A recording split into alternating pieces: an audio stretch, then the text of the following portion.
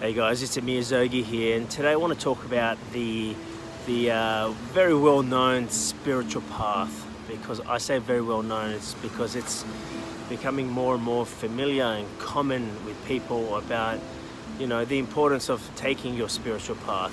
But I want to talk about the greatest misinterpretation that people make on their path.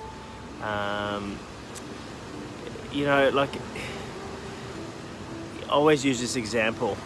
You find people generally frustrated about the effects or the results or the experiences that people have when they're climbing the corporate ladder, for example. So you got someone's working really hard in the corporate ladder, they're climbing the corporate ladder, and there's all this manipulation and working yourself dry and getting to a point of actually getting, what it's like, those who have worked in the corporate ladder, I don't need to explain it, but so then they want to change. They want to I want to change my life, I want to change my experiences, and they start becoming more spiritual. Maybe they change their job, but all they're doing is, a lot of the times, is changing the ladder. Where before it was climbing the corporate ladder, now they're climbing the spiritual ladder. And it's all about becoming more spiritual than you were before, or more spiritual than the other person. And what I'm trying to say here is it's in the corporate ladder, or the corporate world, it's all about outcomes and results. Now, don't get me wrong, I'm not saying outcomes and results are not important. I'll address that a bit more later on. Okay. So they climb the spiritual ladder, and then it's still about the outcome and results. It's about how you're free in your story, or how you're more spiritual than you used to be, and how you're less reactive than you used to be, and how you're more spiritual than the person and the other person, your other neighbor and your other friend, and how you react less than them and you're more conscious than them. So it's still very driven about outcome and result. You look at someone who first starts meditating, and again, it's neither here or there. It's you do what you feel is true. I'm just pointing out a couple of things here. You get sometimes someone meditates, and if you ask them why they meditate, and if they have a little honest session with themselves, at first they may say, well, I just want to find peace and tranquility. I want to find myself. I want to be more conscious. And that is the right answer, or the spiritual answer. But you'll get a lot of people who'll say, well, I want to do it because then I can create the life that I want. Now, this is the thing, their attention is about the outcome and result.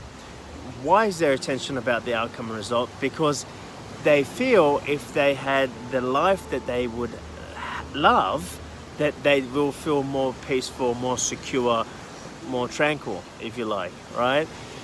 But I think you're getting where I'm going with this. The idea of meditating, or taking the spiritual journey, the soul's journey, whatever you call it, is for you to find yourself and find that sense of peace, tranquility in yourself. Nobody said anything about in your results. It's in yourself.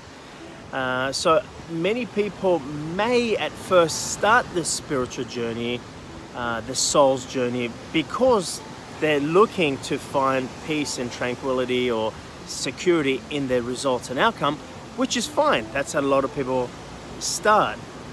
In fact, I started that way myself, so I just know that really well. But you'll soon find you'll spin your wheels a lot then, because here you are driven by an outcome and result, by an agenda, to really find peace and tranquility in the outcome and result, which it's not found there. It's actually found in yourself. So that's today's message about that spiritual journey. It's about finding. It's about having the right intentions.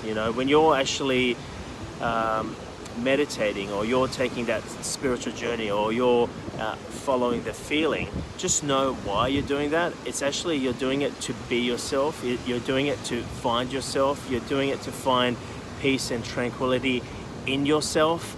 Now, don't get me wrong, when you do that, your outcome and results change, your whole life changes, but that's not why you do it, okay? Where you put your attention on the outcome and result and make that your driver, you'll be very disappointed, because that's not where it's found. And if it is found there, it's only found momentarily.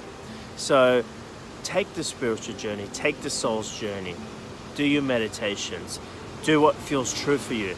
But remember, you're doing it because it feels true for you.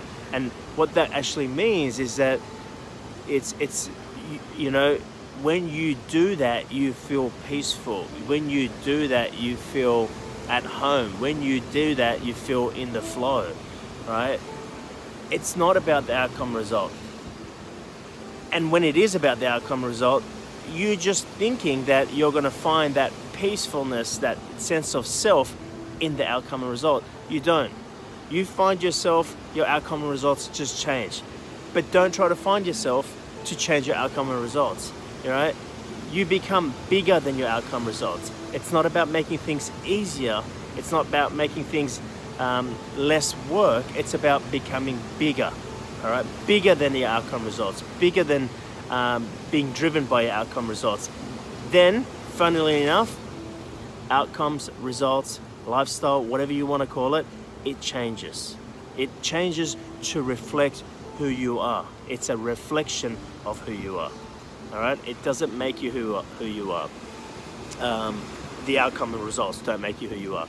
Anyway, it's a little bit of a message for those who are, you know, commencing a spiritual journey, or have been well on a who've been well deep in their spiritual journey and wondering, why isn't it working? What are you looking for? What working? What? What? You're looking at outcome and results to change? It's not what it's about. Many people who start their spiritual journey or are on their spiritual journey, the greatest confusion or the greatest frustration is that, you know, they start at first, it feels good, it feels true, but they've got one eye on the outcome and result and going, why isn't my financial situation changing? Why am I not driving this car now? Why do I not have this house now? Why haven't I found my soulmate yet? And you know, those who were driven by outcome and result when they started their spiritual journey, because the moment they find their soulmate, the moment they get that pay increase, or the moment that some kind of outcome and result manifests, they stop their spiritual journey. They're just like, I found the love of my life. Well, I don't need to find myself anymore, because I feel whole and complete. I feel whole. Yeah, you feel whole and complete in the relationship, because it's the two coming together as one.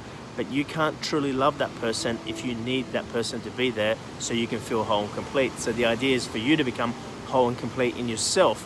So then you are bringing yourself to a relationship, giving yourself to a relationship, sharing yourself to a relationship, and change relationship to work, career, whatever, right? But you don't need it, because the sense of self is already realized within yourself. The sense of wholeness, completeness, sense of security, sense of peace is realized within yourself. So you don't need it, that form or that result or that outcome to be there in your life. And again, you know, you think, well, if I don't need it, then that sounds terrible. I wouldn't have it. If you don't need it, you're free to love it. You're free to be yourself in it, completely yourself. You know, completely yourself. There's no attachment to that outcome or result. There's no relationship. There's no attachment to how the relationship should be to make you feel whole and complete. Okay, so this is just a little reminder about that spiritual path, and I wish you well on your path.